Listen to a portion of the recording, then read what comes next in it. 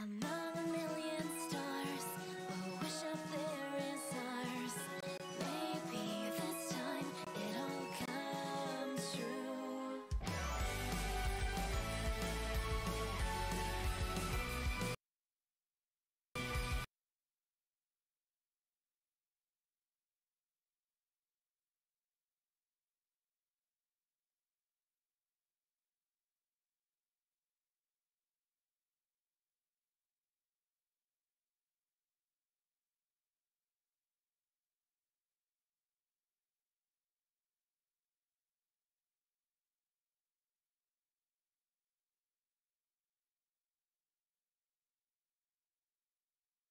Among a million stars, we'll wish up there is ours. Maybe this time it'll come true.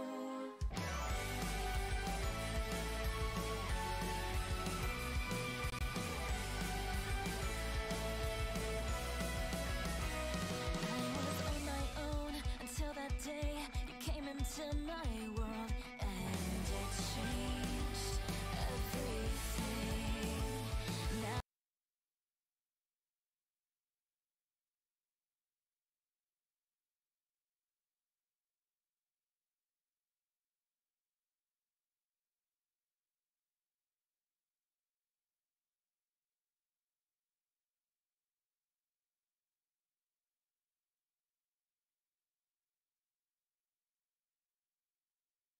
Mic on. among a million stars, we'll wish up there is ours. Maybe this time it'll come true. Mic off.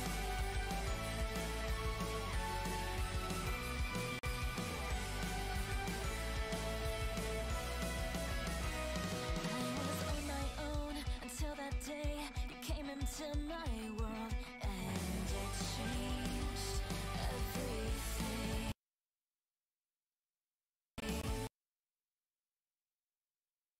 Mic on. A button and a half. Ack. I guess I gotta keep this on full screen. Screw it. I'm keeping it on full screen.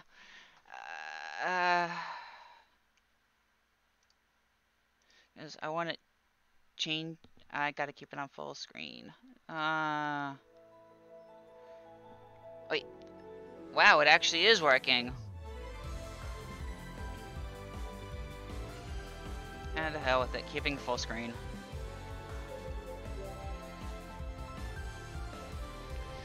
I do not like the way that YouTube works for all this.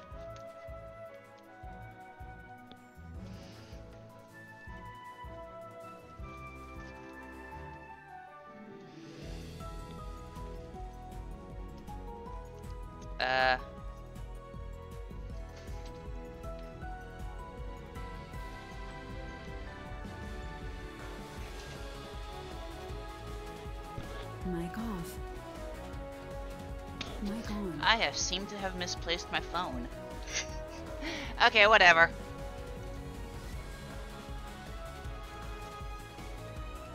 Let's start this game. If I can find my mouse.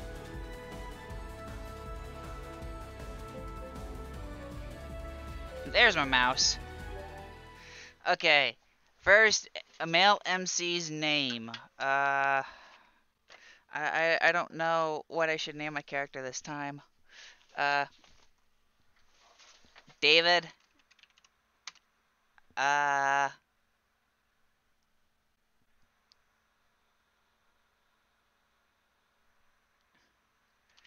Norris? Yeah, sure, David Norris. I have no clue. Okay, let us begin. The library is far more quiet. Is my mic even on? Yeah, my mic is on. Okay. It's far more quiet than I would have had expected at this time of night. The only sound is the gentle hum of the air conditioner. Whoa, that was too close. I blink my eyes wide open, then I stifle a yawn as I stretch to wake myself up. Focus! Finals are just around the corner. I can't afford to slack off. Glancing around me, I notice I'm the only person left in the study cubicles, as it is getting pretty late. I go back to the dorms as soon as I finish this last chapter. I flip through the book, only a few more pages to go. I can do this! You can do it! Stealing my resolve, I refocus on my textbook. Dot dot dot. Dot dot dot dot dot. The words on the book blur together as my eyelids grow heavy. I fight to keep my eyes open, but my lids continue to droop. I'll just rest them for a second. Something jerks me awake and my eyes blink open. A bright light illuminates the room, blinding me until all I can see is stark whiteness. I throw my arm over the eyes to shield it from the light. After a few seconds pass, the light seems to dim, but it doesn't feel like the same fluorescent glow of the library bulbs. Carefully I unwind and bring my own arm down, squinting at a pale blue sky. A mild breeze tousles my hair. Blades of grass tickle my neck as they wave in the wind. Where am I? That's not an important question. An important question is, where are the cookies? That is the one important question. I'm about to push myself off the ground when something pops into view. A round blue blob with two dark eyes blinks at me. Poi? It bobs slightly, like pudding. When it notices my stare, it opens its small mouth and takes a dainty bite of my nose. Hey. Wow, I cannot do a male's voice. Creature's bite doesn't sting, but feels like a cool splash of water. Before it can take another, I scramble to my feet. The creature tumbles off my head and falls to the ground. Once it lands, it shakes itself off with a gelatinous tremble, clearly unfazed. Yeah, I definitely need my phone. It hops onto my foot and opens its mouth again, but quickly shake it off. It rolls off my foot and into the dirt, then rights itself again. Pouts and continues to watch me, but doesn't attempt another bite. What is that thing? Cocks his head as if wondering the same about me. That's unsettling. Taking the scattering of trees around me, their tall branches kiss the sky. There's a winding dirt trail which weaves through the trees. As I follow it with my gaze, I see smoke billowing out of thatched roofs of a village in the far distance. Where am I? The last thing I remember is studying at the library. That's it, I must have fallen asleep and I am now dreaming. Glance down at the blue creature. What? At my response, it leaps up. Whoa. I scramble away from it and it lands back on the ground with a soft thud. That thing can jump pretty high. I needs to be careful. What's your deal? It leaps again and I again retreat. Stop that.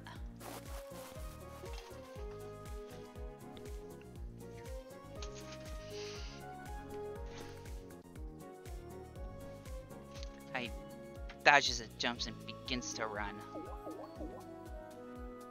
To my surprise, the blob keeps pace with a series of nimble bounces. Actually, to hell with this, I am going to bring you over here. Oh. Come on, you come over here.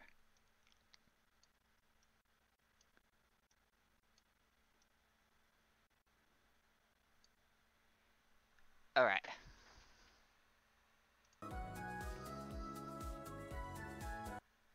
Back. There we go. Seriously, stay back. It musters up one leap. I turn around the corner of a sturdy tree to avoid it. I didn't notice the other person till it's too late. Thump. Painfully collide, I lose my balance before toppling over. Fortunately, my hands catch myself protecting my fall. When I open my eyes, I see a woman. Her eyes are scrunched shut, and her mouth is twisted in a grimace. Her long blonde hair is splayed out around her. Splayed? Is splayed even a word? And she lets out a small groan. She blinks open her eyes and fixes her gaze on me.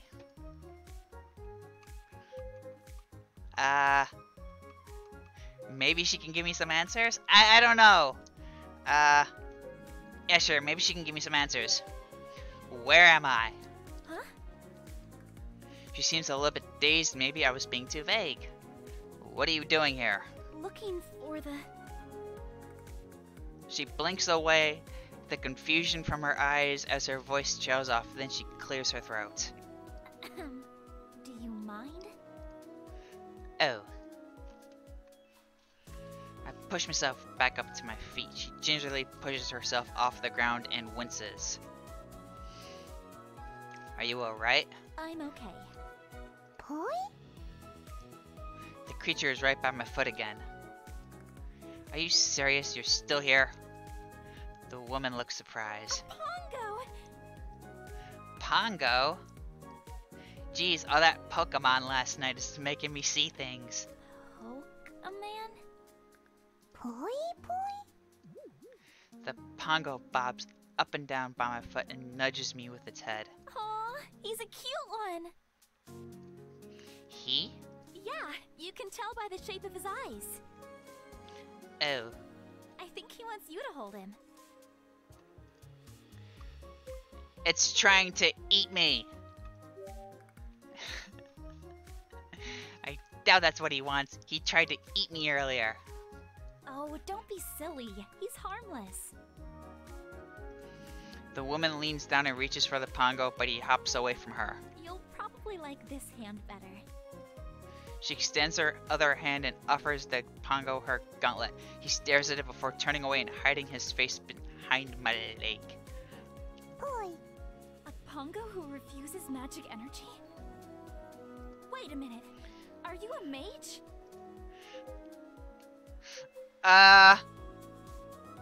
So what do I do? A level 110 Frost Mage.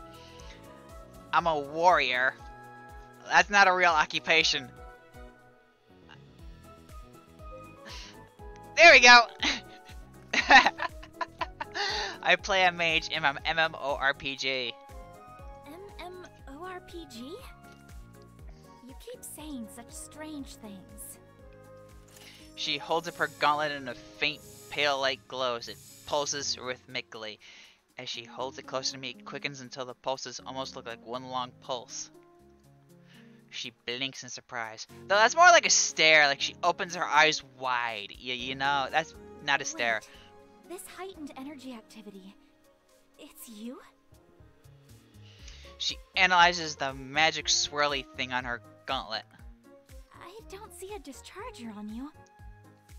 So then, how is it possible for you to have such a high magical energy reading?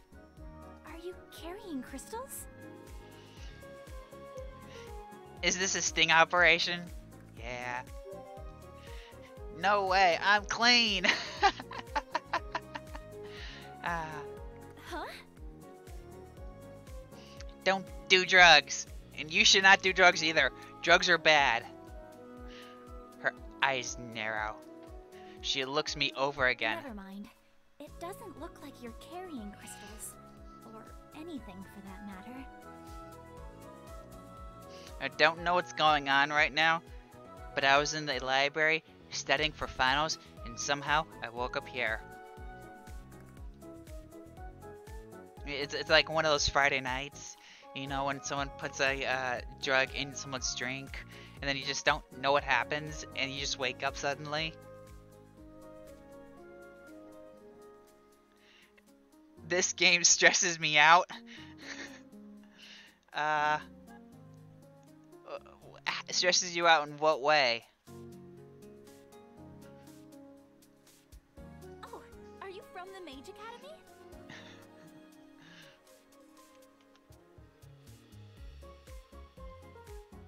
Aw. Okay.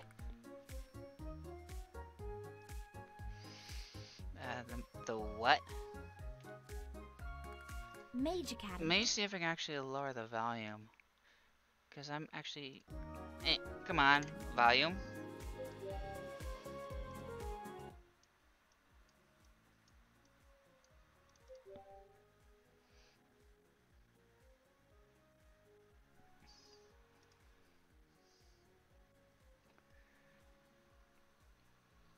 That sounds better, actually. It made it more quieter.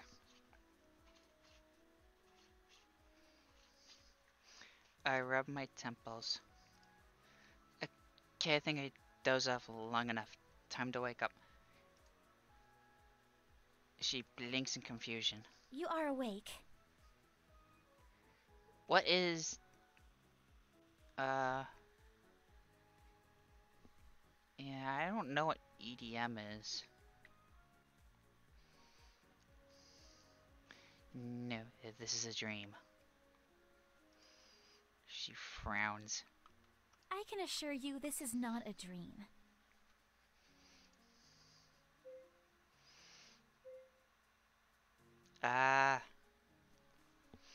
Should I come off as the sinister person?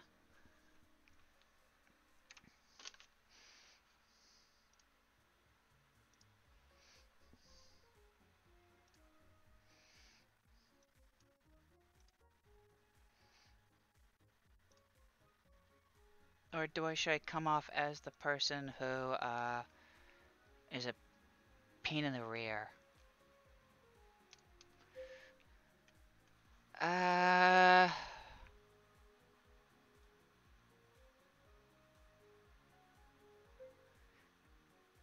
I'll do this one. Only a dream could have women as beautiful as you. That's such a cheesy line. A devilish grin spreads across her face. Yep. She pulls her hand back and strikes me soundly on the arm. Ow. Still think this is a dream? Yes! That proves nothing. That's such a Kensha thing. That proves nothing. Out of word, she punches me again in the same spot. How about now? 'Tis a dream.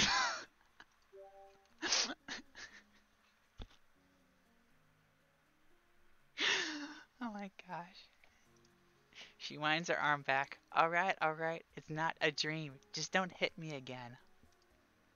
She gloats. I knew you'd eventually come to your senses. So if this place isn't a dream, then where are we? We're in Meadow Hill.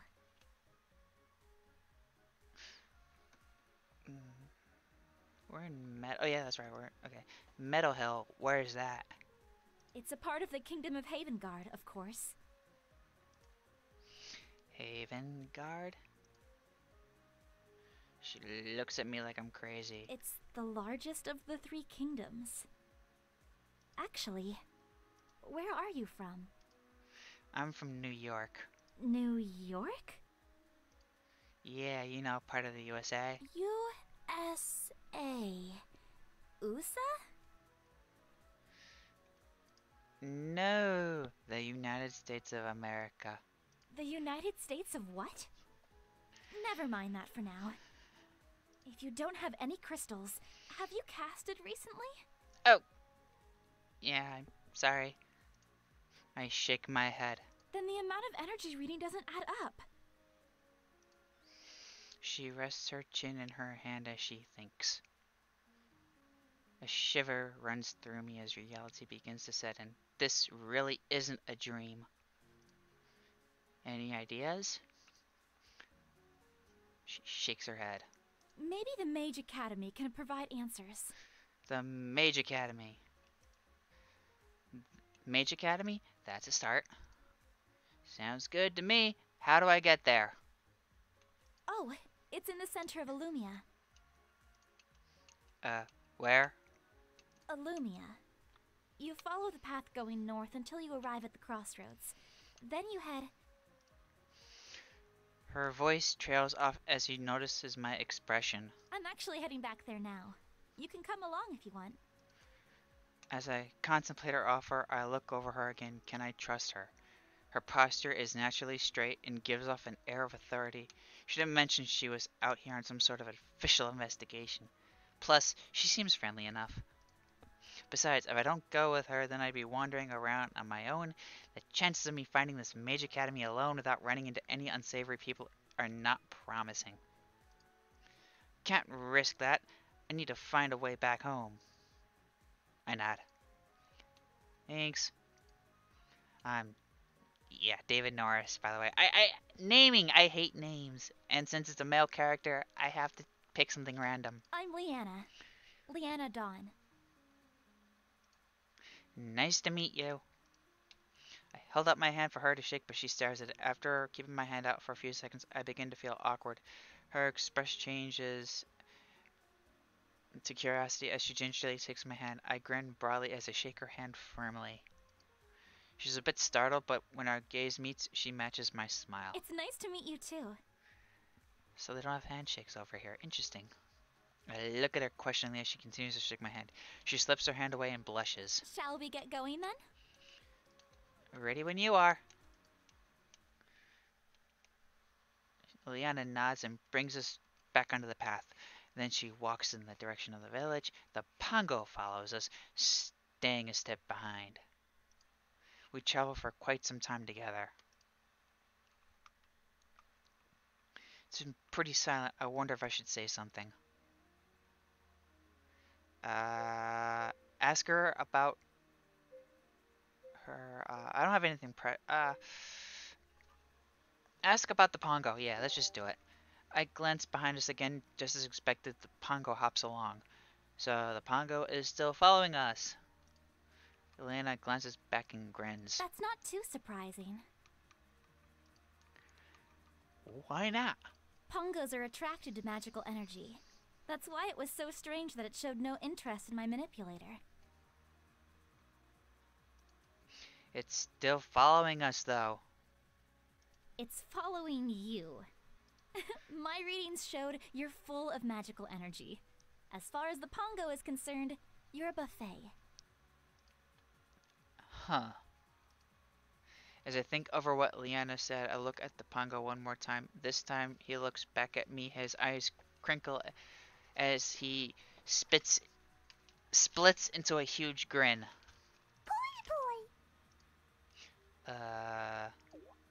He leaps up in the air and reaches the height of my waist. That's a good, like 2 feet.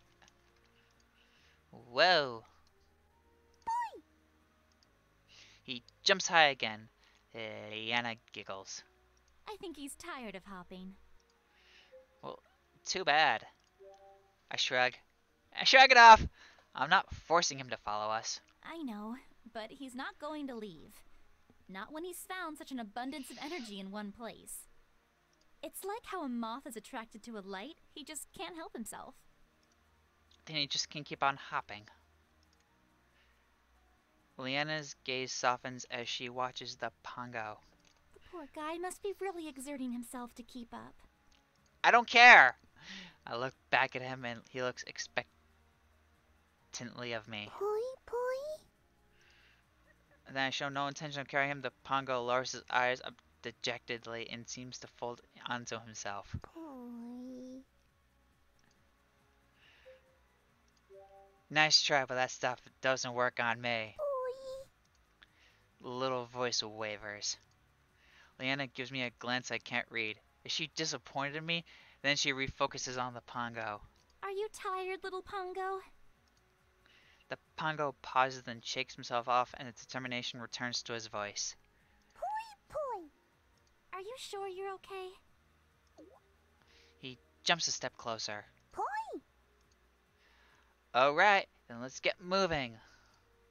Leanna nods and we keep going. Occasionally I catch her sneaking glances back at the Pongo. Ask her what brought her here. Yeah, that works. So, not that I'm complaining, but what exactly were you doing out there in the field? The field? Where you found me? Oh, there have been rumors of high energy readings around Meadow Hill, so I was sent to investigate. I had already checked out the surrounding area, and there'd been no clear source for all that excess energy until today.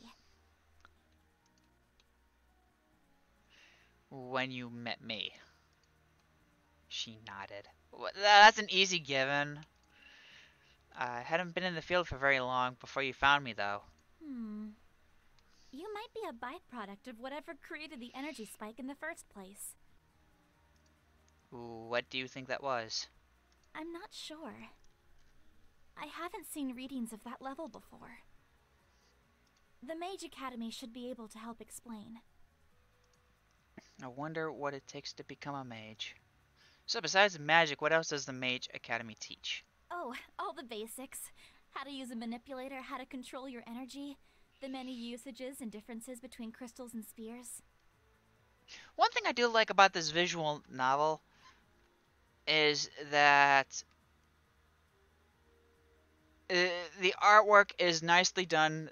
The body, how a person presents himself, the facial expressions, the body language. It's nicely done. It is well thought out, well nicely done. I do have to give props to that part. Got it. This place is kind of funky and weird. It doesn't seem too fundamentally different from back home. I think I'm starting to understand how things work. The conversation lulls to a close. I don't have anything else to say. Occasionally there's a rustle amid the trees and I even swat at the bugs buzzing around my eyes. All feels very familiar, reminding me of home. Liana clears her throat. So, you're from USA? USA. But yeah. Which kingdom is that? How should I phrase this? In the Kingdom of North America. She frowns and scratches her neck. I'm a little ashamed to say I'm not familiar with that place. Where is it? It's between awesome and freedom.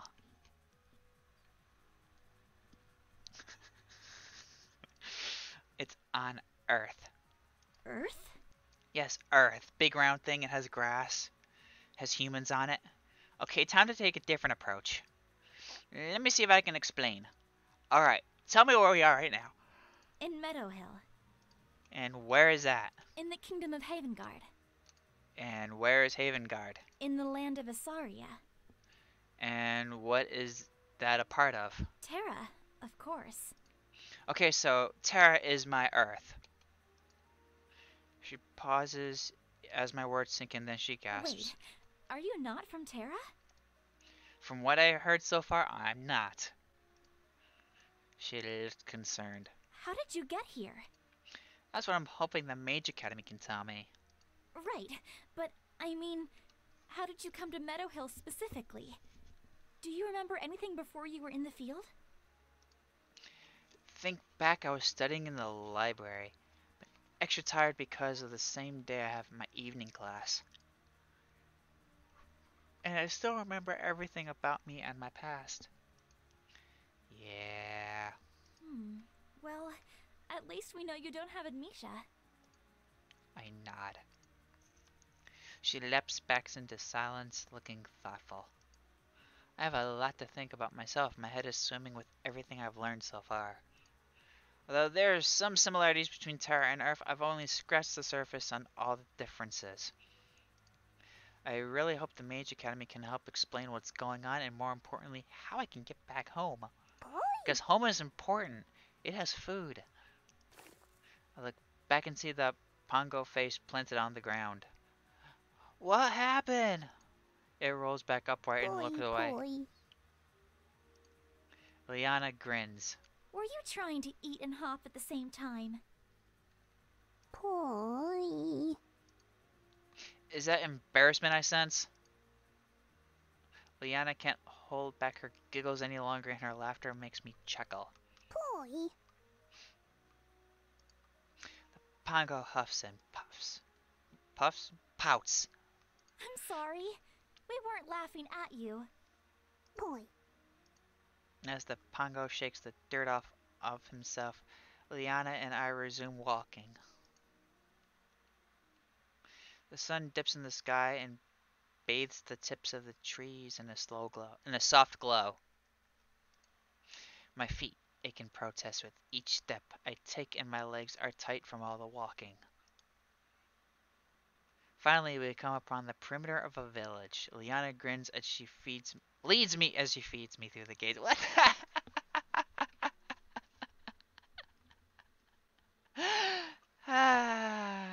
Leads me through the gates. Here we are, Meadow Hill Village.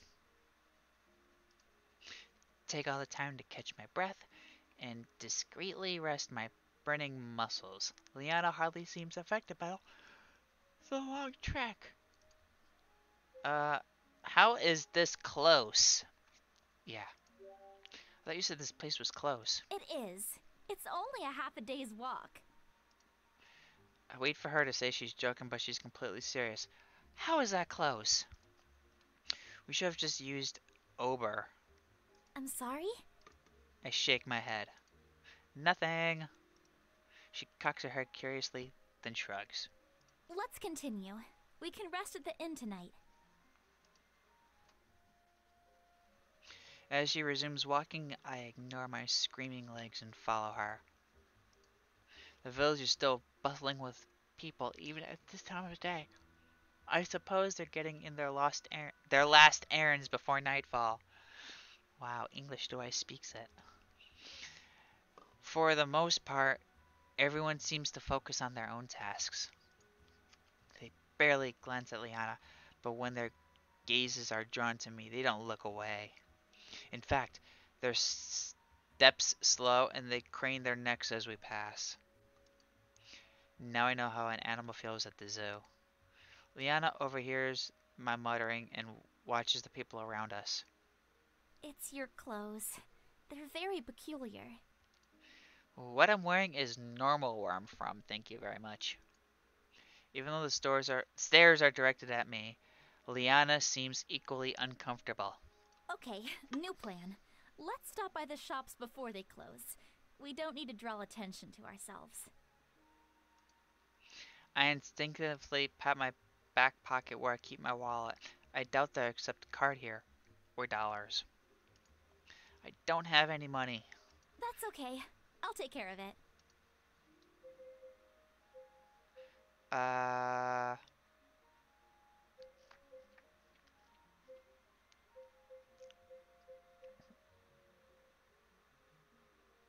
That's really generous of you.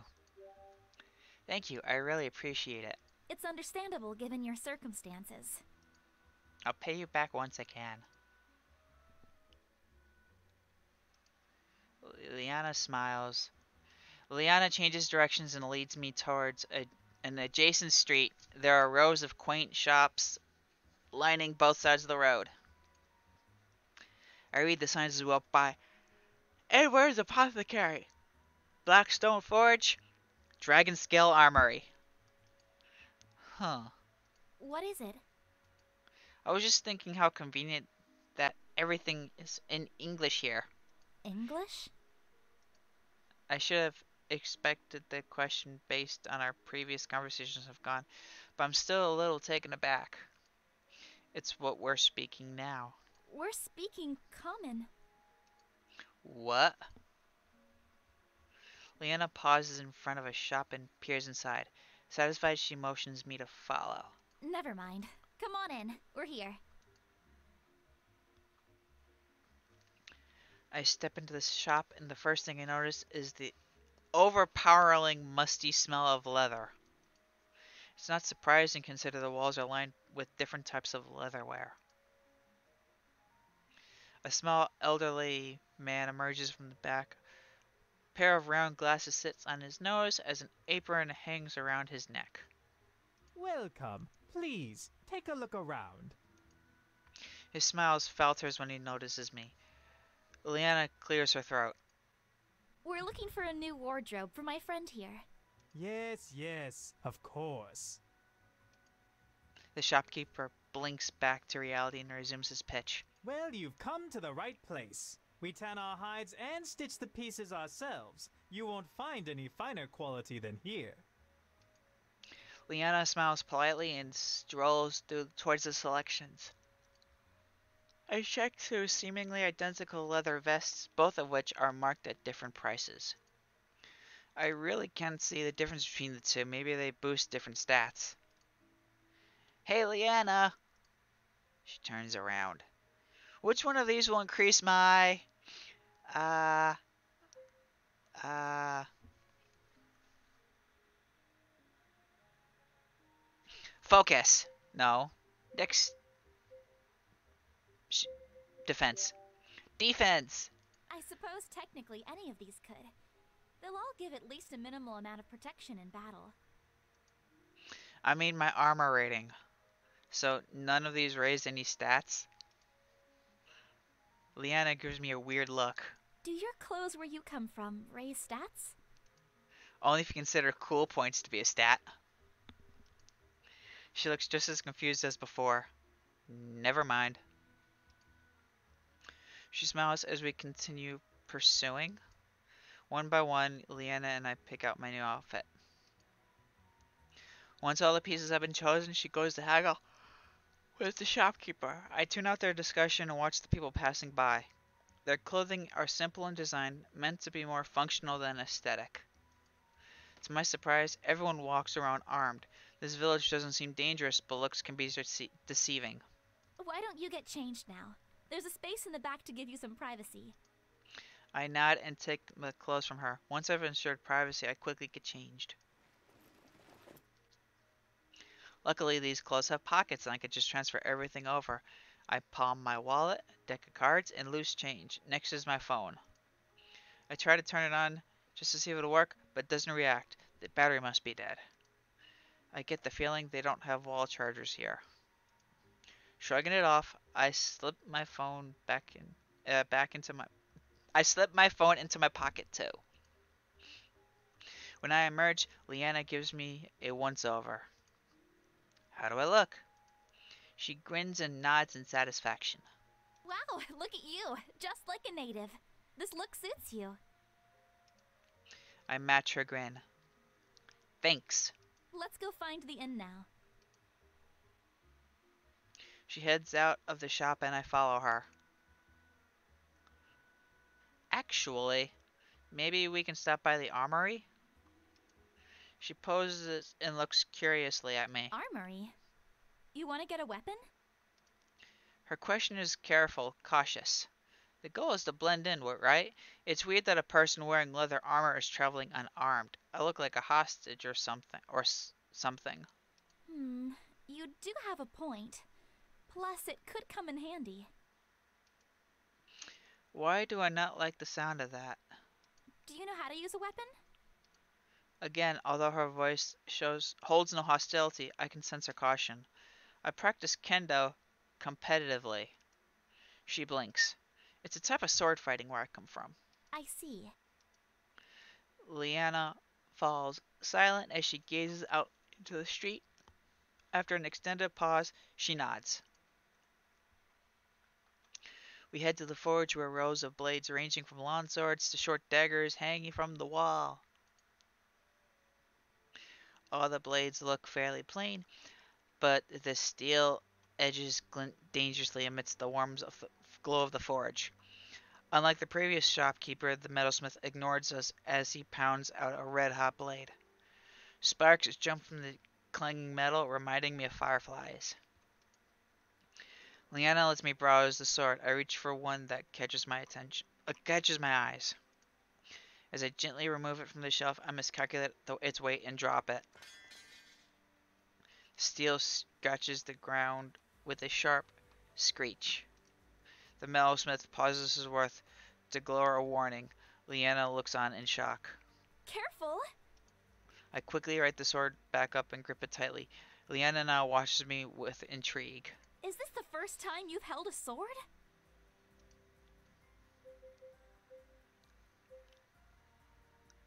I lift, bro? No.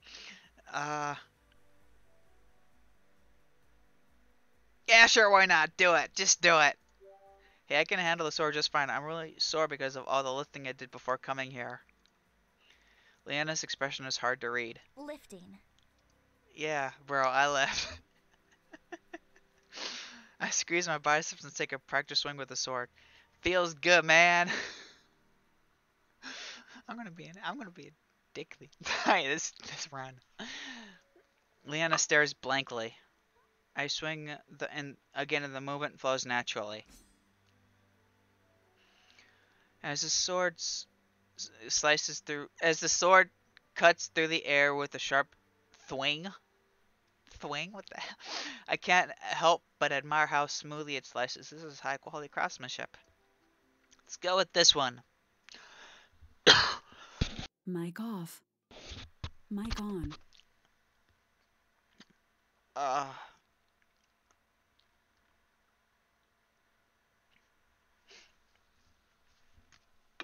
all this talking. As before, Leanna discusses with the shopkeeper. When she returns, I strap the sword to my belt. We make one more stop to gather supplies for our travel, and by the time we're finished, the sun has set and darkness blankets the sky. The town aglow with soft lights glint from within the houses and the lampposts on the streets. As we pass by a lamppost, I peek inside and see a small crystal shining brilliantly. Using the lights to guide us, we find the inn. I take a seat at one of the crude tables while Leanna talks to the innkeeper behind the bar. There is a scattering of other patrons, mostly men who sit alone, nursing a tankard of what I assume to be ale. I stifle a yawn. Now that I have the chance to sit down, I feel the full weight of the fatigue. Luckily, Leanna returns and hands me a key. This is your room for the night. It's right next to mine. Thanks. She nods. They should be coming out with our dinner soon. Then we should get to sleep. We have an early start tomorrow. My stomach grumbles in anticipation. Sorry. Leanna smiles as she sits in the empty stool next to mine. Our meals arrive and I stare at the bowl before me. It's a goopy, thick stew, and it looks almost as appetizing as dog food, but it smells pretty good. What is this? It's stew. What kind of stew? Rabbit. A brief image of a cute, fluffy bunny flashes through my eyes. Is something wrong? Here we go. I only eat non-GMO, all-natural, vegan, certified gluten-free, 100% whole grains, no trans fat. Just the words are about to come out of my mouth. I realize how much of a tool, and I decide to say something else instead.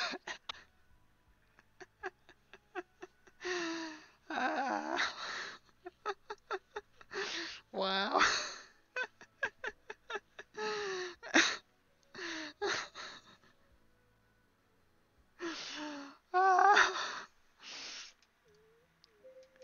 Meat is murder. Yes, I can't eat this. Why not?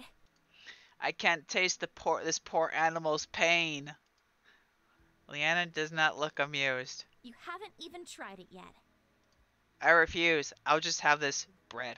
Will you really be okay with just bread? It's a sacrifice I must make to not be a murderer. Leanna sighs. Okay, suit yourself. She turns back to her stew while I grab the rustic bread from my plate. I bite into it and then chew thoughtfully. It has a thick, hard crust with the soft inside. It's not bad. I finish eating and Leanna cleans her bowl. Then the two of us head upstairs. She pauses in front of her room and I stop in front of mine. Good night. Good night. I'm about to enter my room when I hear a small voice. Boy? Looking down, I see the Pongo back on my feet. Now that I think about it, ever since we entered the village, he's been awfully silent. Have you been following us this whole time, or did you lose us and find us again? The Pongo blinks twice and pounces. Boy. Pongos aren't exactly welcomed everywhere. Why is that? Well, they absorb the energy around them, including crystals which are used to light lampposts or other similar items. I can see how that would be bad. I think this guy knew to stay out of sight once we came in here. What if someone sees him here? As long as he doesn't stray too close to a crystal, he'll be fine. People only make a fuss when it looks like their crystal might be drained. Got it.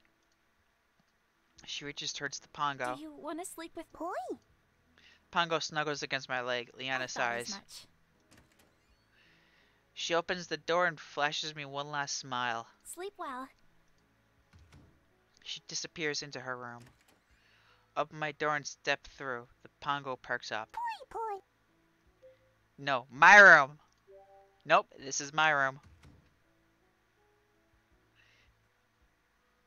And I hear I close the door before the Pongo can go in, and I hear a muffled thump, and Poi, he'll be fine. He's a wild animal, I guess. He doesn't need to sleep in a room. I open the window to let the cool breeze and yawn widely. As I collapse onto the bed, it isn't long before I'm fast asleep.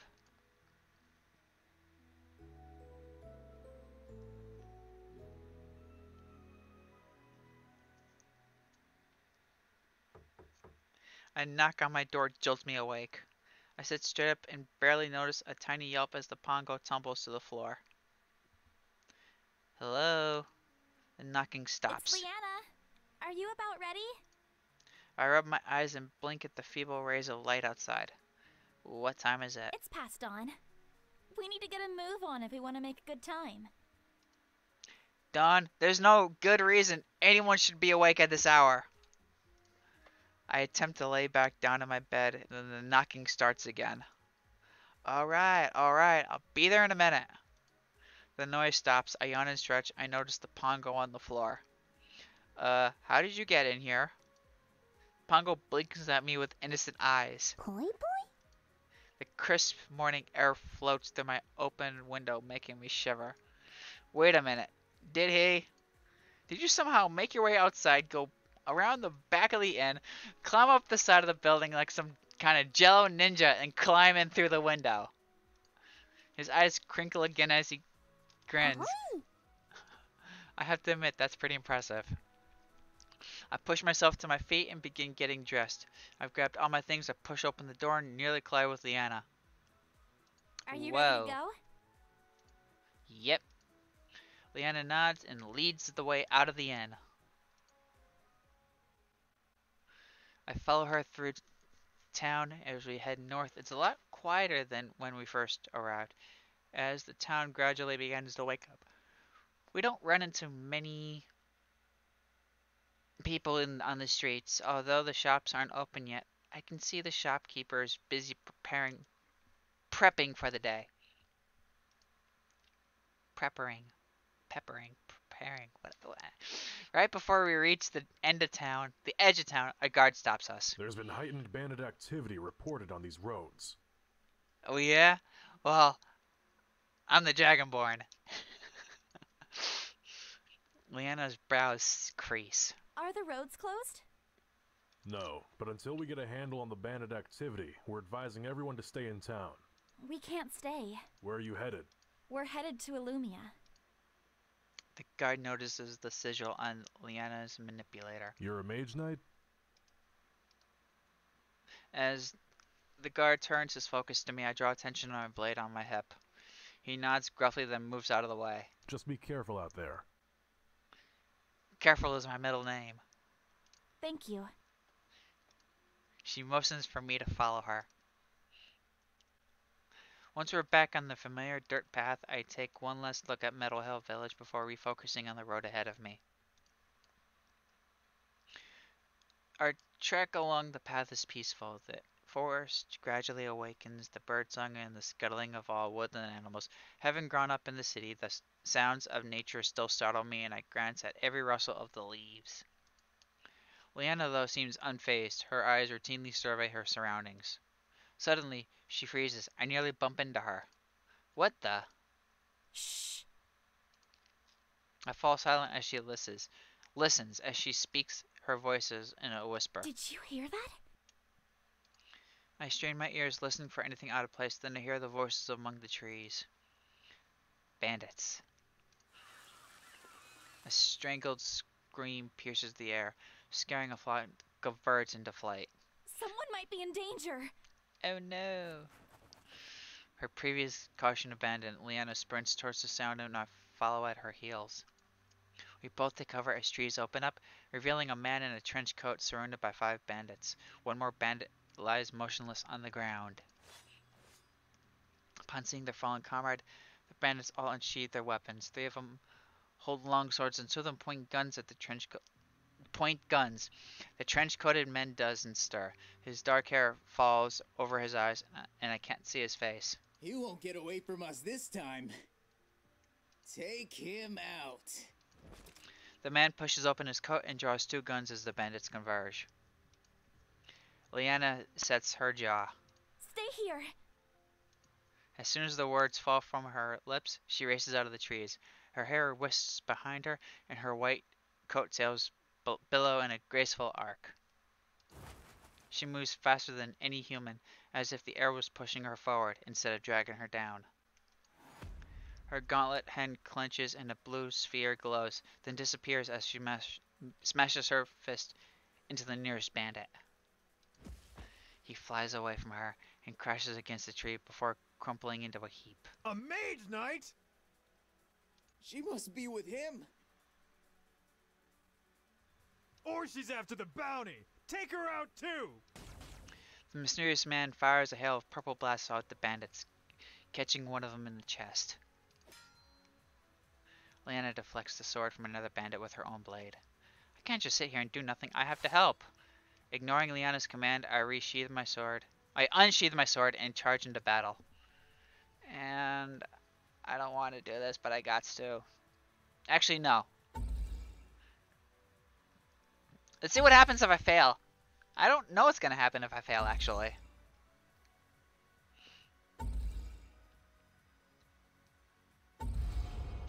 I lost. Leanna breathes heavily as she surveys the bodies around her. She glances at me and the stranger who is still standing. Anyone hurt? I do a gentle pat down on myself and wince at my bruises. Nothing major. Leanna nods, then she fidgets with her manipulator. The man stays silent as he inspects his gun. So what? I just get bruised if I lose? And nothing happens? Then what's the point? The man stays silent as he inspects his gun. Now that I have a better look at him, I realize that although his fierce scowl makes him seem tough, he doesn't look that much older than me. His hair has a habit of falling around his eyes, but as he pushes it back, I notice a long scar cut across one eye. Once satisfied, he tucks his gun back into his belt and gets to his feet. He nods at us. Thanks. Then he turns away. Wait! He pauses. Where are you headed? Why? There might be more bandits around. We should team up if we're going in the same direction. Safety in numbers. He studies us in a stony silence and gaze flicks to her manipulator, and he relaxes slightly. Where are you going? We're headed to Illumia. Me too. Leanna nods. You're from the Mage Guild? Yes, I'm Leanna. I'm David. Zach. Boy. All of us glance at the little blue pongo which seemingly popped out of nowhere.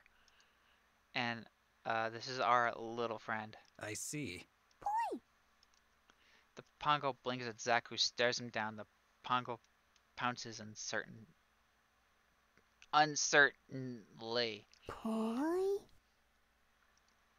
Zach's unblinking stare never wavers as the pongo scoots behind my leg for safety.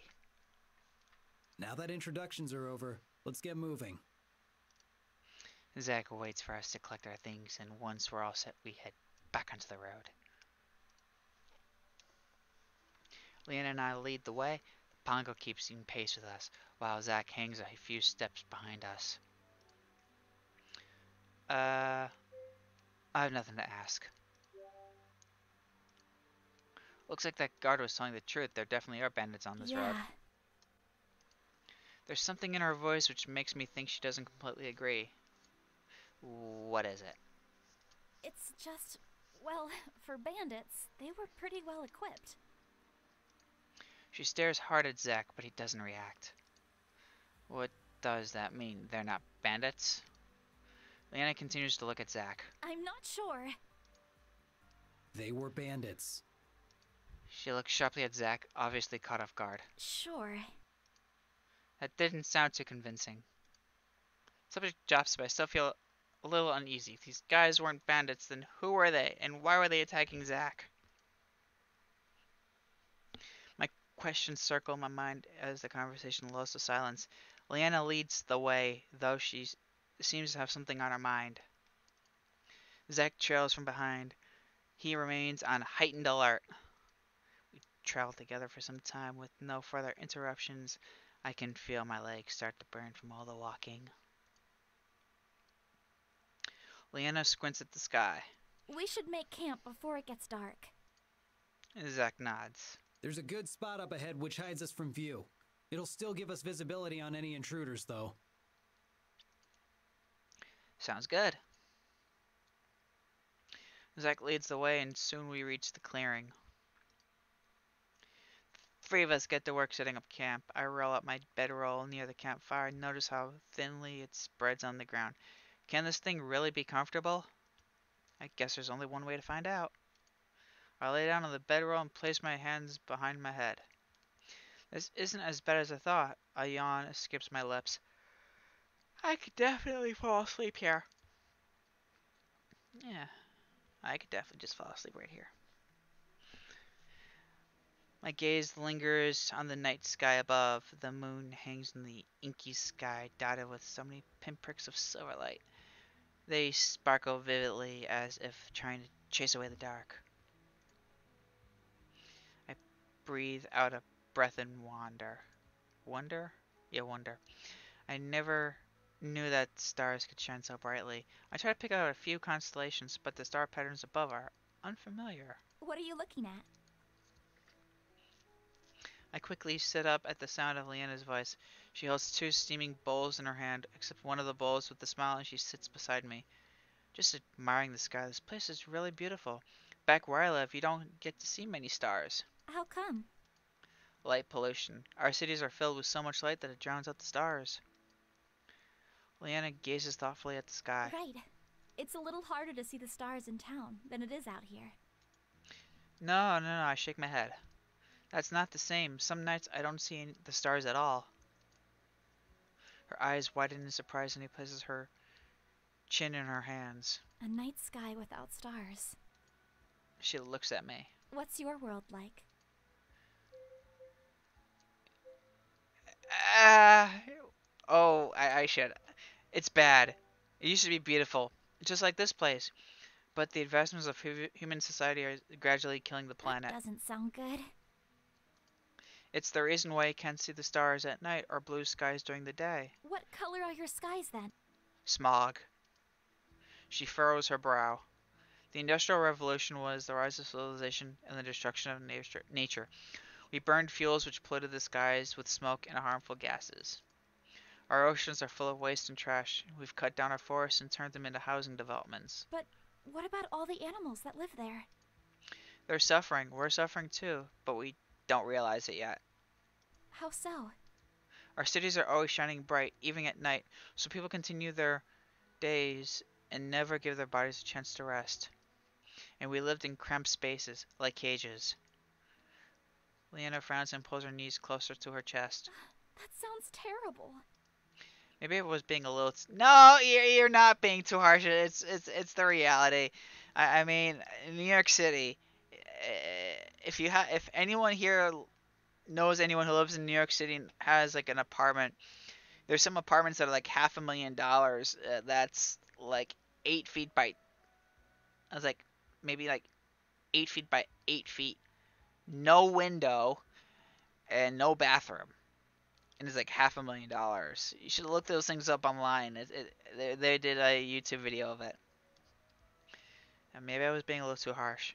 There are some things which are still good, and I mean that technology has made life a lot more convenient. Plus, there are still people who are actively bringing awareness to these issues and fighting to save the planet. It's called the Republicans! They fight to preserve the planet. Lana nods. She tilts her head back and returns her gaze to the sky. Underneath the moonlight, her pale skin seems to glow among the darkness. Her face softens as she smiles. You're right. The stars really are beautiful. We fall into a comfortable silence as we enjoy the tranquility of the night. After we're finished eating and cleaning up, Zack approaches us. It's getting late. Leanna nods. I'll take first watch so you can rest. All right. I'll take second watch. I guess that leaves me with third. Zack stares and blinking at me while Leanna coughs nervously. That's okay. We had an early start, and I'm sure you're tired. We should rest up and sleep through the night. Hey, Boberto, how are you doing? I see you all the way over there. Welcome to the stream, Barbaretto. Okay. So how can I become? So this run, yeah, I'm just gonna say whatever. It seems like the guys don't trust me keeping watch, but I get it. If I had a choice, I wouldn't trust him either. I shrug. Good night then. Good night. Yeah, hell to you too. Zack nods as Leanna and I crawl into our bedrolls. It isn't long before I'm asleep.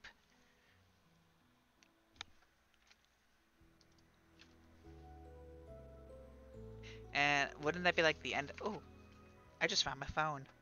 It was under my Snickers. This is my big giant ass Snickers bar.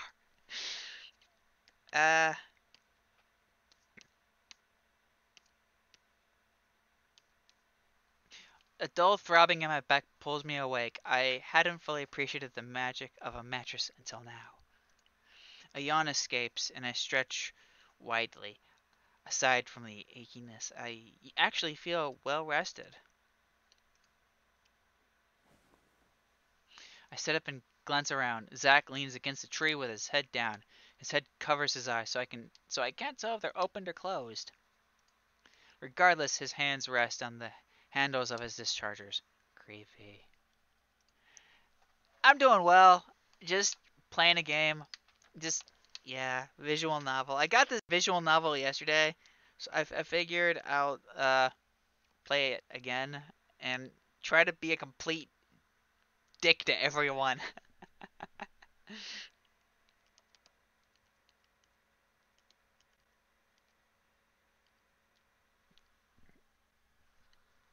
Looking around again, I fail to spot Leanna. Where does she go?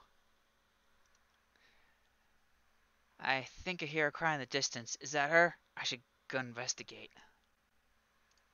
Crossing over a hill, I see Leanna practicing in an open field.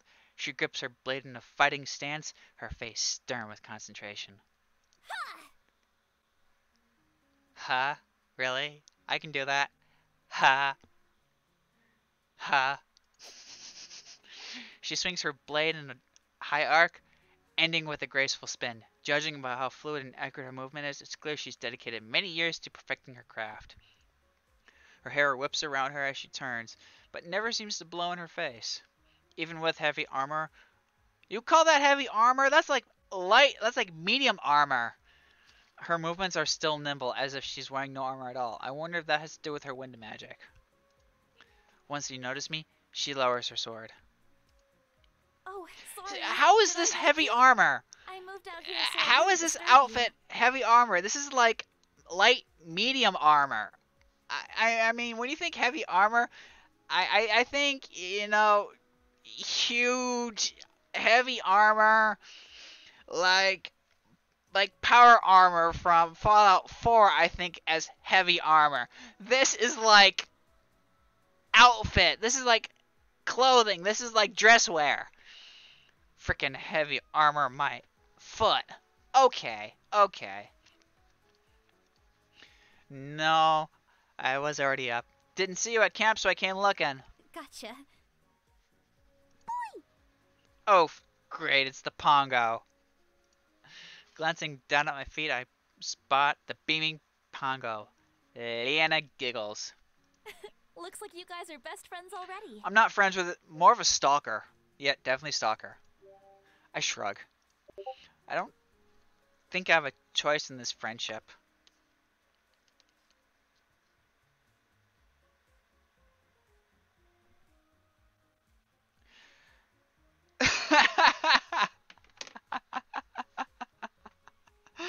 Okay. I get you now. I get you now. Aw, don't be like that. He likes you. I don't like him. It's squishy and slimy. It's like a slime. You know, slimes are good for only two things: being slimy and dissolving clothing. I look at the Pongo again. His smiles are even wider than before. Boy! It's pretty early. Do you always do your mornings with a warm-up? Leanna nods. It helps me wake up and prepare for the day ahead. Also, it's become a part of my routine, so it just doesn't feel right when I don't do it. I know what you mean. Can't really go through my morning routine from Earth here on Terra, and it feels a bit strange. Right. I mean, my morning routine is I wake up, then I go back to bed. That's my morning routine right there. and then around noontime, it's like, yeah, I'll finally do some work. Check my email, see how everyone's doing. Have a little munchie.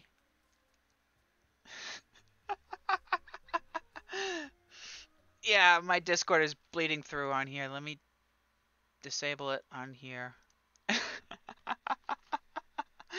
Barbaretto, shush you! You know how I'm on there. And I got new updates apparently.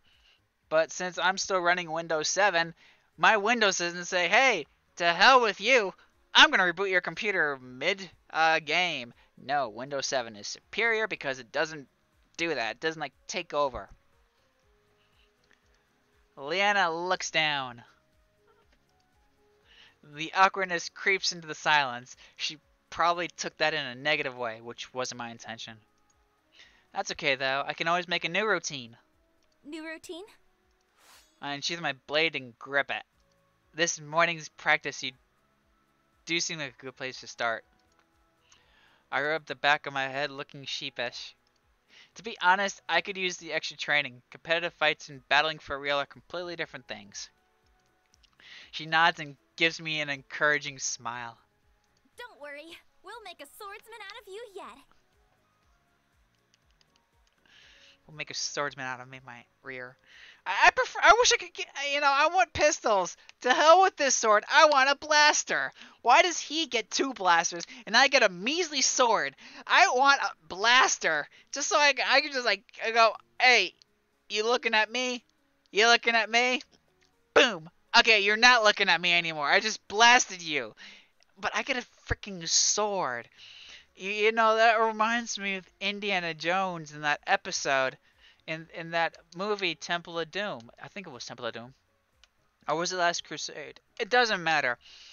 Where they were doing like that huge knife fight where this guy came out. And when they're in the Middle East, he's like swinging his blades around. He's swinging his blades around. And Indiana Jones just pulls out his revolver and goes bang. You know, why? I mean, Blaster. Blaster wins. I know. Don't restart during stream. Never restart during stream. But this is Windows 10 we're talking about. Windows 10 says, to hell with you. I'm restarting. So what's the lesson today, senpai? Sand pie? Yes, sand pie. You're a pie of sand. I shake my head. Never mind. She blinks, then focuses and matches my fighting stance by raising her sword. Since you already have some experience with the blade, sparring will be the best way to gauge your skills. Why don't I just get a blaster and I just blast you a few times? You know, there's my skills right there. You know, but no. I have to have a sword. Gotta have like a butter knife. I don't want to end up hurting you. Are we using real blades? This doesn't seem safe. Yes, because in this run, I gotta be a complete dick to everyone. Sparring is all about control. I'll stop my strike before it even reaches you. I haven't sparred with real weapons before. What if I end up hitting you? Leanna grins. Oh, don't worry about hurting me. Was it hurting or was it hitting?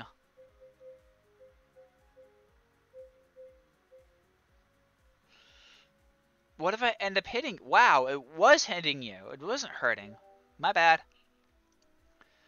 Ooh, a masochist. Kinky. Thank you. Thank you. There we go. Kinky. Leanna raises an eyebrow. What do you mean, kinky?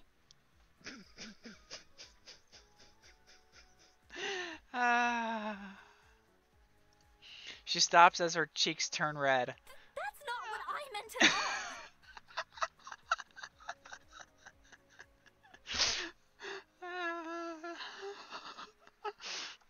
My grin makes her even more flustered. Once she had a chance to compose herself, I ready my blade. Shall we spar then? She matches my fighting stance, a fire in her eyes, and she's still blushing! Uh-oh. I hope she's still gonna follow her I won't actually kill you rule. Leanna dashes towards me. Her movement seems slower than what they were used in the bandit fight. Now, remember guys, in this run, I'm not... Any of those little mid-games or little click games, I'm not going to do it. I'm going to completely fail them. Because yeah. So, click the icons as fast as you can. Nope! Nope. Nope. Nope. Nope. Not clicking. Not clicking. I lost! Yay. Okay. Leanna keeps me on the defensive, and even though I can feel the control in her attacks, every blow hits with resounding clang. I'm never able to get onto the offensive. This fight is completely one-sided, and she's not even using her magic. We go back and forth with a few more swings until Leanna strikes me from above. I hurriedly block with my sword, but I lose my balance in my hurry and it topples to the ground, landing on my back. Oof. Leanna kneels down beside me. That was pretty bad, huh? Leanna looks apologetic as she thinks the best way to word her thoughts. Well, there is room for improvement. Room for improvement? To hell! I don't care. I want to blast her. Ouch. Your reflexes are good, but your technique needs work. If we focus on practicing the basics, then we'll get you to where you need to be in no time. Give me a blaster. Leanna extends her hand and helps me back onto my feet. Know what I just realized? They have swords. They have blasters, which are like their pistols. Do they have rifles? If so, can I get one? Leanna extends a hand and helps me back onto my feet. It would be better if I could watch you spar with someone else. That way, I can see your movement from different angles and give you better feedback. Unless the Pongo can use a sword, the only option is Zack. I look around and spot Zack leaning against a tree closer to our sparring location. He watches us with his arms crossed. Wait, how long has he been there? Leanna rushes over to him. Zack! Hmm? Would you be willing to duel with him? She points to me. I'd like to get a better look at his technique. He merely stares at her. Oh, right. You need a blade. Leanna hands her blade to Zack. He takes it from her and What are the inspects rules it. of the duel? Standard spar. Be the first one to knock your opponent to the ground. Zod nods and heads towards the field. As Leanne returns to me, sure a glance. That was surprisingly easy.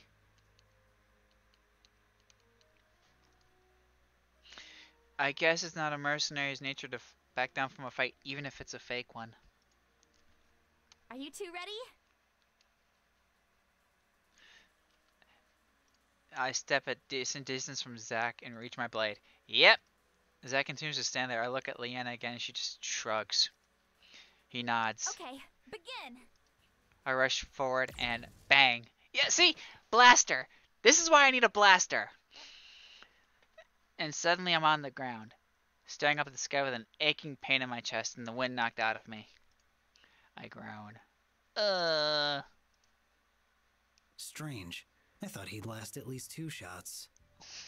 Zack! What? Why did you use Oh, your it's a discharger, not a blaster. It's a discharger. I forgot that. Same thing. Why not? Leanna steps forward. The whole point was to have a sword match with him. You didn't list that as a rule. Her frustration is evident in her voice. Why else would I give you my sword? Why did you give me your sword? For you to use! She snatches her blade from Zack and heads over to me. Are you hurt? So this is what it feels like to be emasculated twice. My gaze shifts past Leanna to the blue sky behind her. At least the view is nice. Leanna helps me up again. The one and only lesson you need to know when fighting. Do whatever it takes to win. Nah. I'll win if I get a blaster.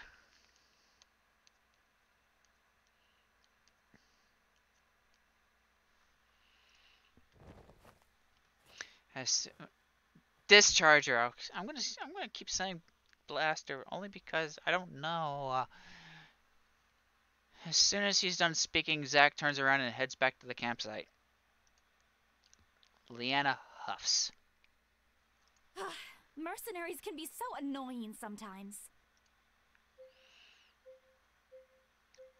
Agreed. I won't argue with that.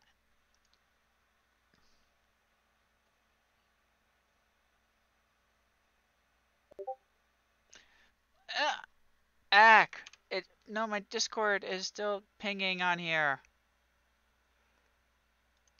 Quit Discord. Thank you. We pack up our things and clean up the campsite, and then we continue our journey. As we walk,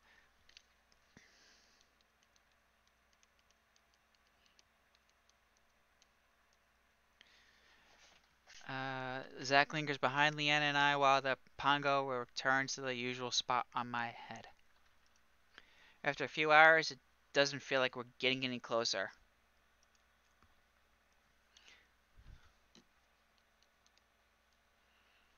So, how long until we reach Illumina? We'll need to stop at Raven Pass to restock and spend the night. But if we continue to make good time, we'll reach Illumia by midday tomorrow. One more day of walking. If only I brought my BitFit. I would have had my daily steps done for a lifetime. I nod and fall back into silence. By mid-afternoon, we arrive at the gates of a settlement even smaller than Meadow Hill Village. The town consists of an inn and a few shops. Bare essentials. They probably only ever see travelers like us probably passing through on their way to Illumina. Okay, we should stock up on supplies. I'll be making a stop at the weaponsmith. Zack pats the two holstered dischargers by his side. Now that I think about it, I only saw him use one during the bandit ambush. The other one must have already been damaged. I'll check out the shop since my weapons are okay on repairs. I'll go with you.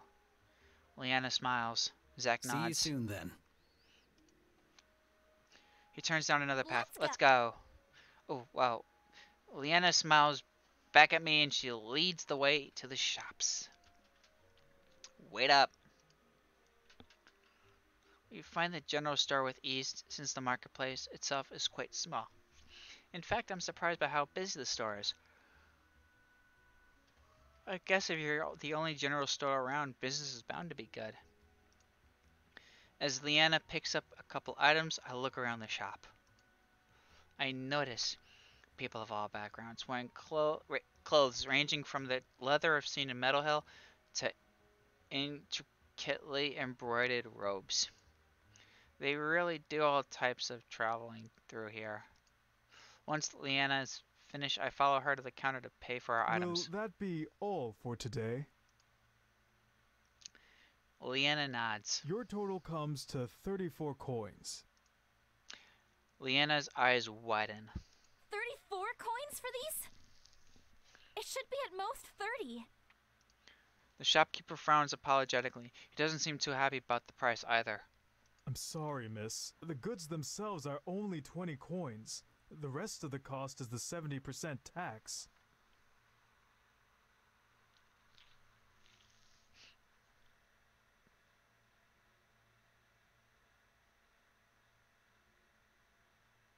Okay, I can see that. I can see that.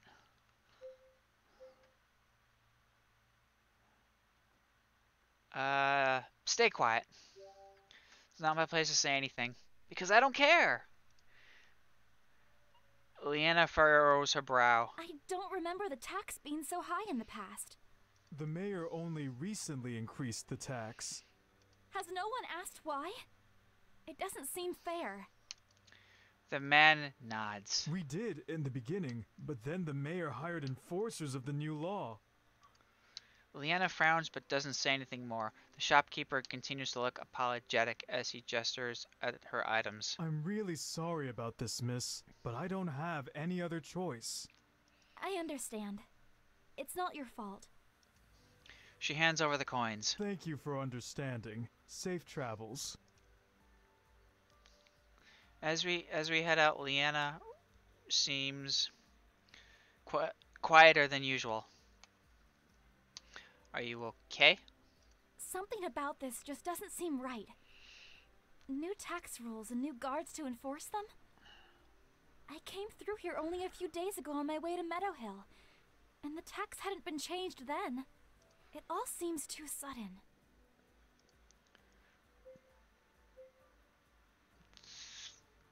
I think we got scammed. This really doesn't concern us.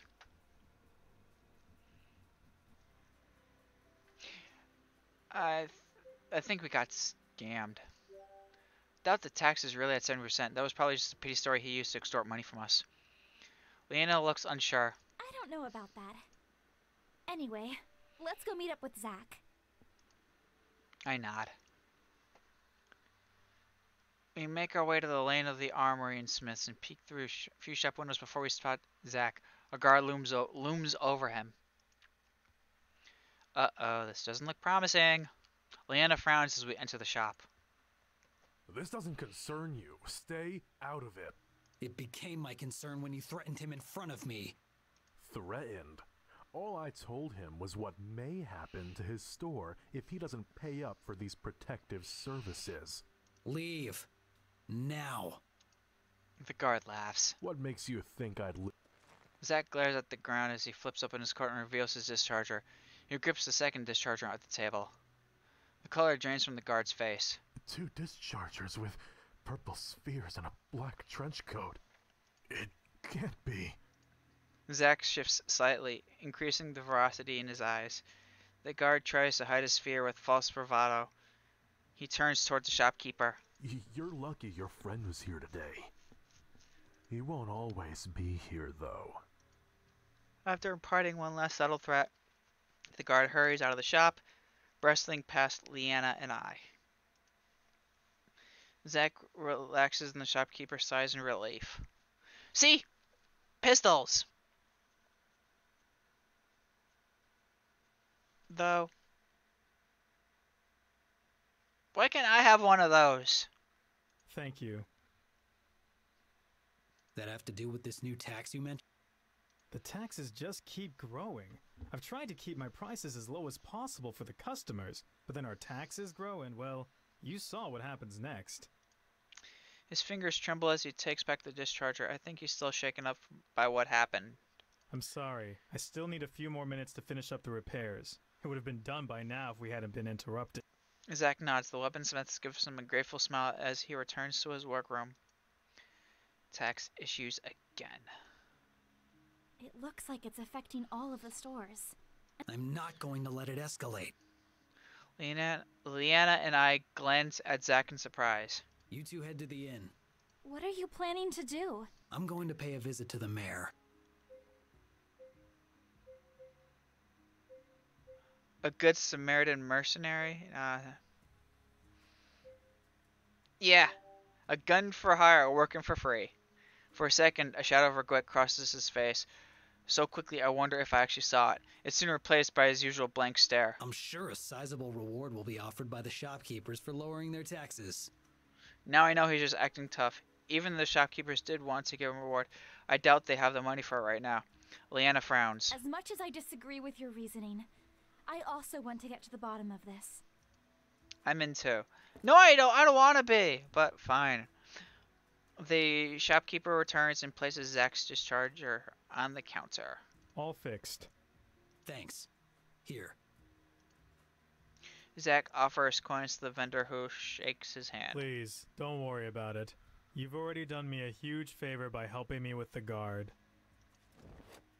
Zach holsters his discharger and places the coins on the counter anyways. I insist. Shopkeeper looks conflicted, then sighs and nods gratefully.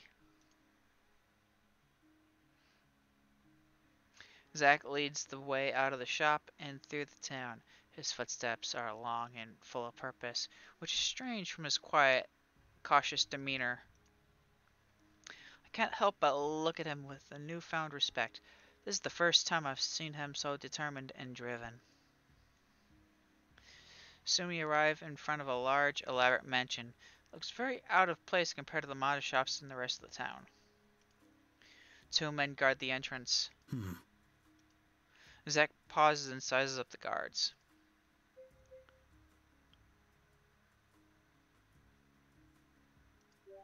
We should ask them if we can see the mayor. I doubt that would work.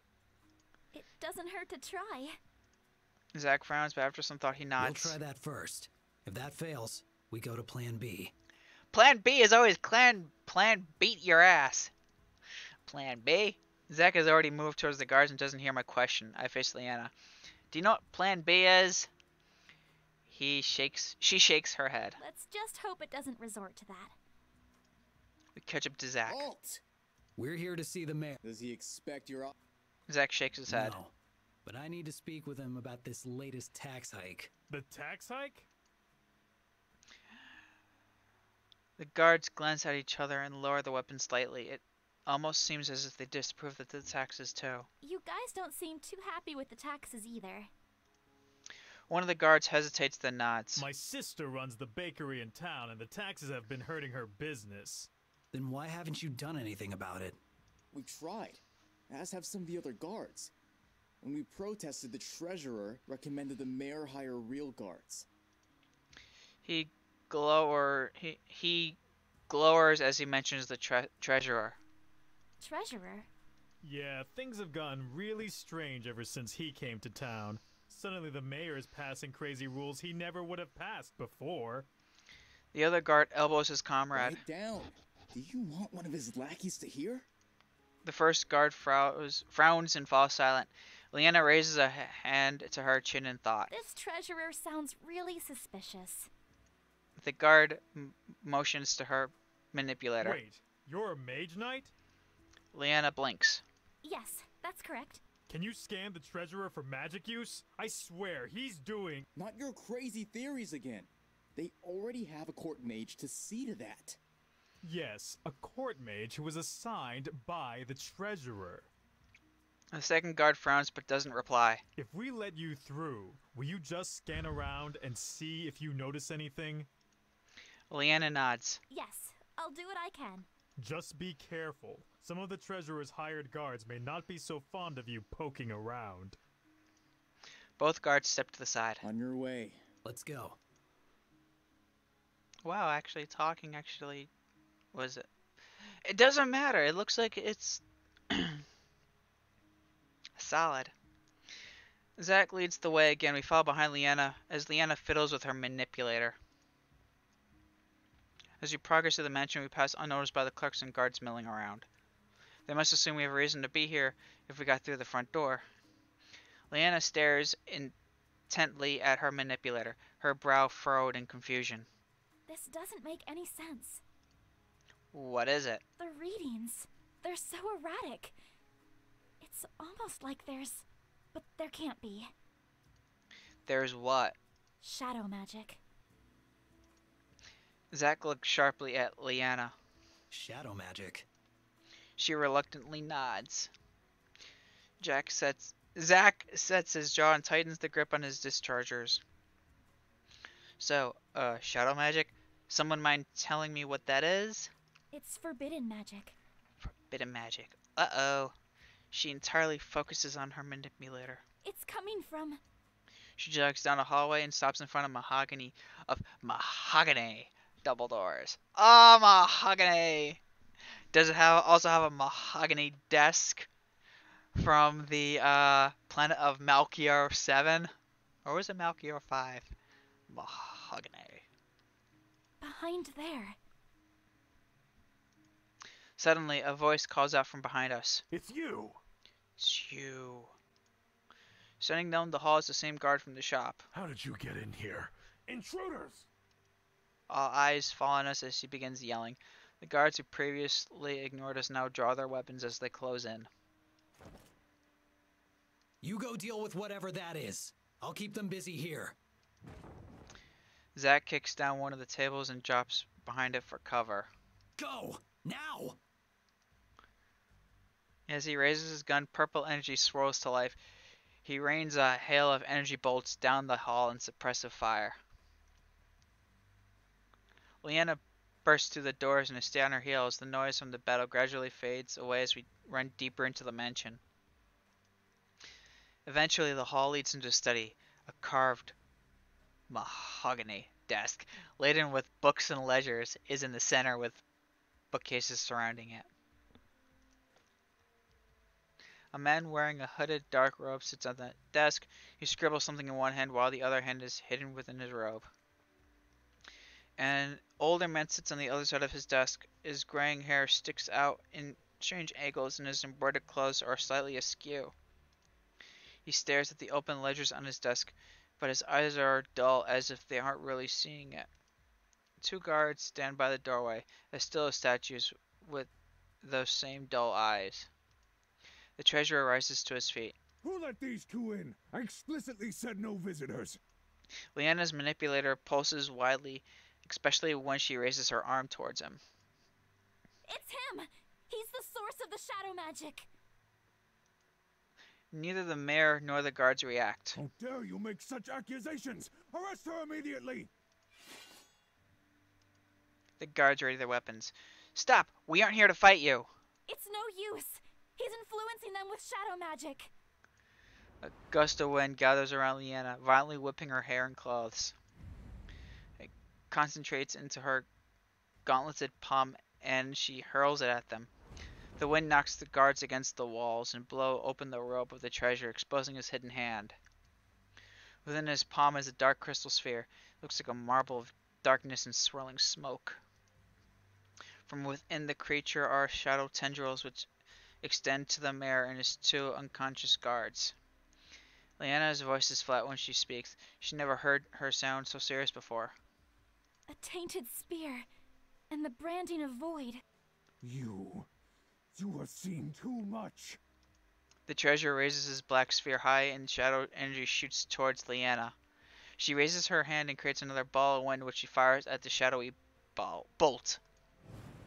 The shadow ball cuts through Leanna's magic like a knife through butter and her wind scatters harmlessly into the room. Watch out. Leanna crosses her arms and a wall of energy magic forms out from her manipulator, shielding her body as the shadow magic crashes into her. She grits her teeth and plants her feet onto the floor, but the force of the blast pushes her back several feet. Are you okay? I'm fine. She winces in pain as she unsheaths her blade. I draw my blade as well. I can help! No, stay back! Huh? Please, just stay back. You don't know what we're up against. I should probably listen. This is serious and I don't want to get in the way. Leanna unsheaths her blade. A determined fire in her eyes, she forces the treasurer and raises her sword.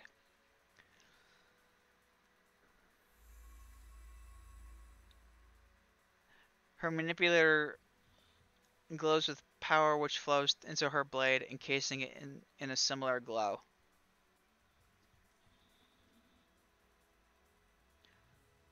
I'm trying to picture that. It's like... It's not like the blade's facing forward, it's more like it's like on an angle. The sword, her hand is in a different... Her hand is on a different angle than the sword. Do you see that? You got the hand, which is like this. It should... Her palm is like... It's more like... A, this part should be like here. Not here. Her hand is put... It's like there's a curve in her... Wow. I just noticed that. Magic particles swirl around as static sparks of energy lash out from her weapon. In an instant, she dashes towards the treasure at inhuman speed. He fires 2 shadow bolts, but Leanna uses her blade to cut through the air and shoots off the 2 slices of energy which cut through the shadow magic. What? Yeah! Leanna lunges and charges her blade towards the treasurer. Exclamation point! Just before her sword would pierce him, the treasurer throws his tainted sphere to the ground. It shatters open, a shadowy mist leaks out of the orb, enclosing the room in a dark fog. The thick fog clouds my vision. I can't see anything. It slowly begins to fade. I make out Leanna watching her surroundings, but the treasure is nowhere to be seen. It's nowhere to be seen. When she doesn't see her enemy, the glow from her sword fades away. Oh. The mayor lets out a throaty groan. He rubs at his head, his eyes now looking groggy, like someone who had just woken up. What is... Leanna sheathes her blade. Take it easy. You were under the effects of shadow magic. Shadow magic? He shakes his head as if to free his thoughts. He must be trying to shake off the lingering effects of the magic. Is it finally over? Leanna nods. The mayor takes a few minutes to compose himself. When his eyes seem more focused, he sighs in relief. You have my thanks. Suddenly the door barges open and Zack races. Behind him is a wave of guards. Stop him! He's with us! The mayor stands unsteadily on his feet, but addresses the guards. Leave them be. But I said leave them be. They hesitate and shoot confused glances at each other, but ultimately follow the orders and lower their weapons. Took you guys long enough. Leanna checks her manipulator, but it remains still. The shadow magic is gone. The mayor seems much more alert. It was my treasurer, wasn't it? Leanna nods and sighs heavily and sits back down in his chair. When he first arrived into town, I thought he would be like all the other travelers and go on his way. But he said he knew how to make this town even greater than what it is now. He had ideas on how we could become more than just a wayward stop. The first step was to increase taxes to build up our treasury. He hangs his head in his hands. All I wanted was to help the people here have better lives. But all I've done is cause them suffering. Hey, we know about raising taxes and causing people to have better lives, but then having them suffer. We got Detroit. We got California. We got Florida. We got New York City. We got Connecticut. We got Massachusetts. We got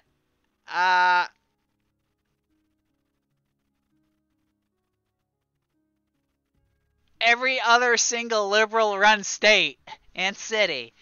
They want to help people, but it ends up making them suffer. You weren't in control of yourself.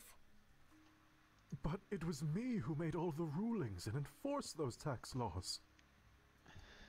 Leanna shakes her head. It wasn't you. That man had a tainted sphere, and he was using it to influence you. The mayor leans back. He looks tired, as if a huge weight was dropped on him. I don't deserve to continue as mayor of this town. One of the guards steps forward. That's not true. I look over at the voice and recognize him as one of the guards formerly controlled by shadow magic. I know what it's like when he used that magic. All I could think about was how I could become an honor guard. The thought was overwhelming and I'd do anything to achieve it. I know that wasn't the real you, Mayor. The other formerly controlled guard steps forward and nods. Me too. Little Garrett still plays with the toy sword you gave him for his birthday. Says he's practicing for when he joins the guard too. The other guards in the room murmur their assent. There's nobody who can run this town better than you. The mayor glances at the hopeful faces of his guard. In this small town, I can't believe that he knows each of them by name. Finally, he gives them a weak smile. I suppose somebody needs to clean up this mess. Yes. He gets back to his feet and turns to us. I don't know how to thank you for what you've done for us. Leanna smiles warmly. I'm glad we were able to help. Zack and I nod. You must be exhausted. Please, feel free to stay at Raven Pass for as long as you like. You are always welcome here. Woo! Free room! Thank you. The three of us leave the mayor to his business and head out to the mansion. Head out of the mansion! Once outside, I glance up at the darkening sky. Leanna mirrors my movements. We should rest up for the night. Agreed. I nod. I saw the inn back towards the shops. Zack leads the way. After turning down a side street, we see the lighted sign for Hog's Head Inn. I stiffly yawn as we head inside. Zack and I sit down at the table while Leanna speaks to the innkeeper. She returns with 2 room keys, looking a big shot. Wordlessly, she passes one to Zack. What's going on? The innkeeper refused to let us pay for the rooms or food. Said it was by order of the mayor, and one he would happily oblige. That was really nice of him. She nods. Another silence falls over us, but this one feels natural and not a bit uncomfortable. After a few minutes, the staff brings us 3 singing bowls and places one each in front of us. Once the bowl hits the table, Zack digs in with gusto and practically inhales his food. Leanne and I share a look before we grab our spoons. Is this porridge? She nods. I remembered you don't eat meat, and didn't think that just bread would be enough. I hope this is okay. Ah, you gave me porridge? But, honestly, thanks. I'm actually impressed. Now, I am definitely impressed. I did that first one just to see what would happen.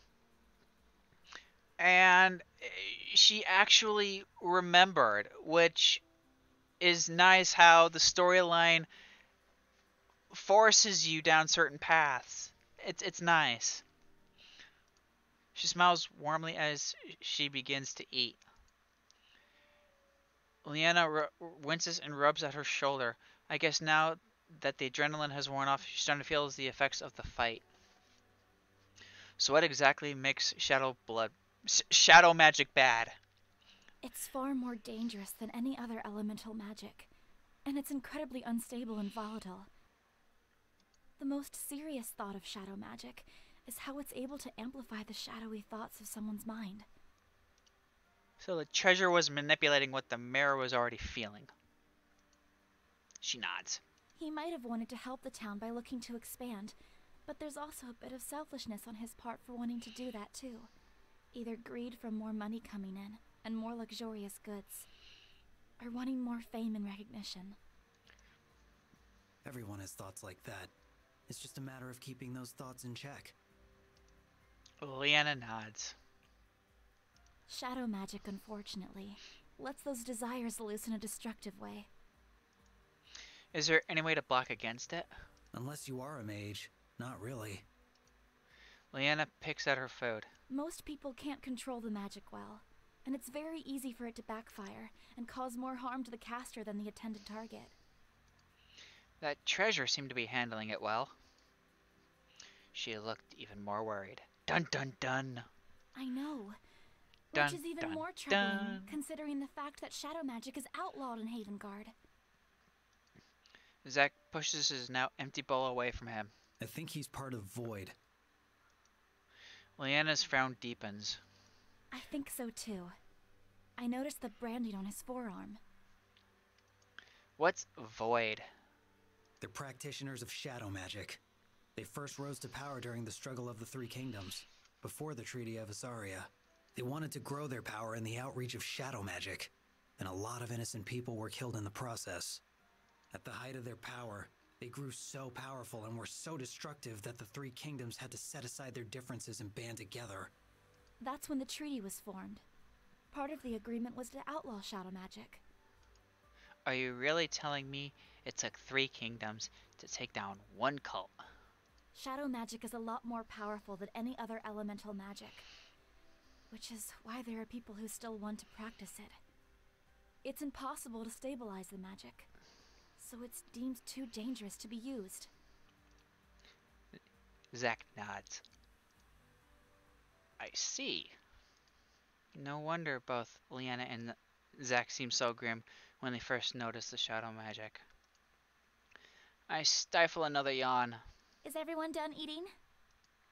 Zack and I both nod. Then I suggest we head to bed. I second that motion. I'm exhausted. I know. She grins and I can feel a rush of warmth to my face. I guess she saw my yawn. Zack leads the way upstairs, clutching one of the keys. We stop in front of the 2 adjoining doors. Well, good night then. Good night. Zack nods. Leanna turns the key and lets herself into the room. Gently closes the door behind her. Zack also turns the key and lets himself into the second room. About to follow him in, the door slams shut. Very funny. I turn the handle, but it's locked. What the hell? Zack, let me in! He ignores me, so I pound on the door. Come on, let me in! He doesn't answer, but a couple of people poke their heads outside the room and glare at me.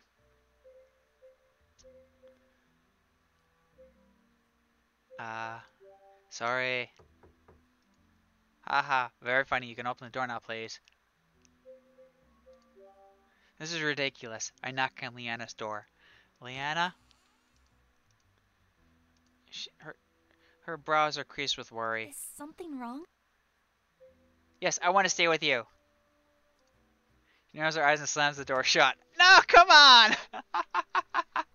That's 2 for 2. I can keep this up all night. Oh, wow. Wow, okay, so it did bring me back here. The first thing I noticed are the 2 twin beds.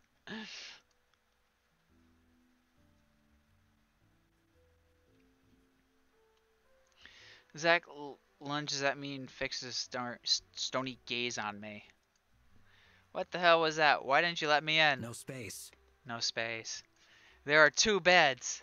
Zack wordlessly walks over to the other bed and pulls back the blankets. Tucked inside the bed are both of his dischargers. Not cool, man. Not cool. I go to remove the weapons. What are you doing? This is my bed. But then where will they sleep? I was just looking and finally he sighs and collects his discharger. I lie back on the bed and as soon as my head hits the pillow, I'm asleep.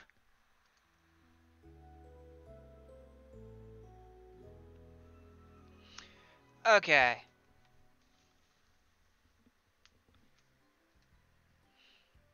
So what I'm going to do is I've been streaming for about 2 hours now. We got about 2 chapters in. You have to figure every time that chime is, it's like 2 hours. So we're gonna save this in an empty spot. And what I'm going to do is I am going to head out. And I will continue this stream tomorrow. Okay, I want to thank people for joining. And if you want to see the continuation of this awesome game, feel free to stop in tomorrow around the same time. You guys take care of yourselves now. Night, everyone.